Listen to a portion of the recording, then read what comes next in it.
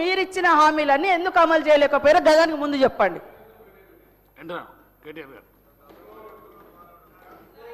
మంత్రి గారు అన్ని విషయాలు చెప్పారు అధ్యక్ష, కానీ అసలు విషయం చెప్పలేదు. మొదటి గవర్నర్ ప్రసంగంలో 1,00,000 కోట్లు వడ్డీ లేని రుణం అన్నారు.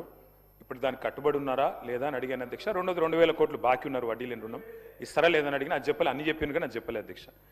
అధ్యక్ష ఇంకొక మాట అధ్యక్ష, వారు అధ్యక్ష నేను అడుగుతా ఉన్నా అధ్యక్ష, మిస్ ఇంగ్లాండ్ మిస్ వరల్డ్ పోటీలు జరిగినాయి అధ్యక్ష హైదరాబాద్లో.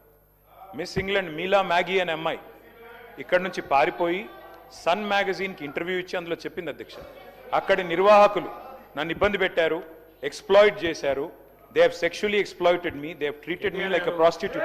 నా వర్డ్ కాదు, they have treated me like a prostitute. ఎవరి మీద చర్య తీసుకుంటారు దీనికి? ఎవరు బాధ్యులు దీనికి? గవర్నర్ గారి ప్రసంగం మీద మాట్లాడండి. కేటీఆర్ గారు మీకు ఇచ్చిన సమయాన్ని సద్వినియోగం, గవర్నర్ గారి ప్రసంగం మీద మాట్లాడండి.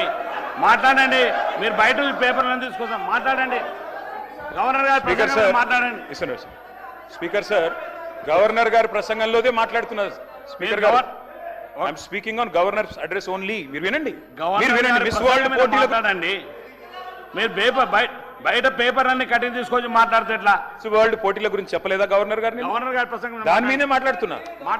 మిస్ వరల్డ్ అందాల పోటీల గురించి చెప్పారా లేదా గవర్నర్ గారు?